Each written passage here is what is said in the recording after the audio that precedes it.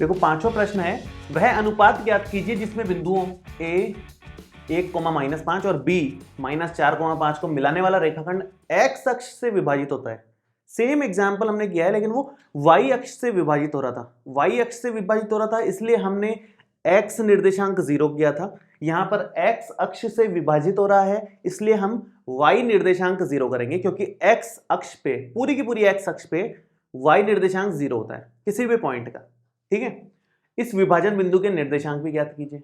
ठीक है, पहले अनुपात निकल जाएगा तो निर्देशांक भी निकल जाएंगे। शुरू करते हैं। देखो ये a है 1, -5 और ये b है -4, 5। मान लो ये रेखाखंड यहां कहीं से x अक्ष से गुजर रहा है, यहां कहीं x अक्ष से टकराया, तो x अक्ष पे ये बिंदु मान लो P पॉइंट है, जो कि x अक्ष का कोई भी बिंदु किस तरह का होगा, x, 0 टाइप का होगा। x अक्ष का कोई बिंदु, x निर्देशांक तो x रहेगा लेकिन y निर्देशांक उसका 0 हो जाएगा। और अनुपात मान लो, हमेशा जब भी अनुपात निकालने की बारी आए वो तो फिक्स है आपका, हमेशा k अनुपात 1 ही मानोगे, वो फिक्स है।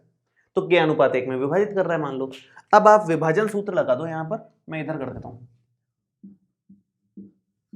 विभाजन सूत्र आप लगाओगे यहां पर। विभाजन सूत्र में इसके निर्देशांक जो कि ऑलरेडी हैं, पहले मैं सूत्र लिख देता हूं। x, y बराबर होता है m1x2 प्लस में m2x1 बटे m1 plus m2, comma m1y2 plus में m2y1 बटे m1 plus m2।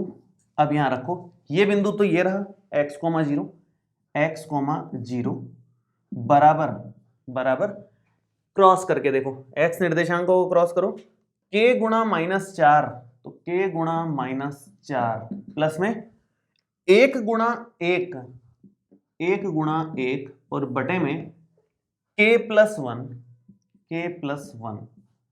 Comma k गुणा 5, k गुणा 5 और प्लस में -5 गुणा 1, -5 गुणा 1 और बटे में k प्लस 1।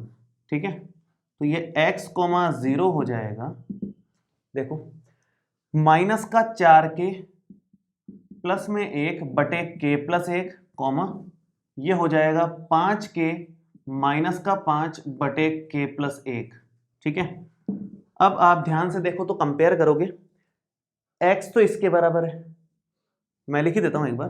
x तो हमारा बराबर है माइनस का 4k प्लस 1 बटे k प्लस 1 के, और 0 इसके बराबर है, तो 0 बराबर 5k माइनस 5 बटे k प्लस 1। k प्लस 1 को 0 से गुणा कर दोगे तो ये तो 0 हो जाएगा, और ये 5k माइनस 5 है, -5 को आप इस तरफ ले लो तो ये हो जाएगा प्लस का 5 और ये हो जाएगा 5k, तो k का मान आ गया 5 बटे 5 मतलब 1 के बराबर।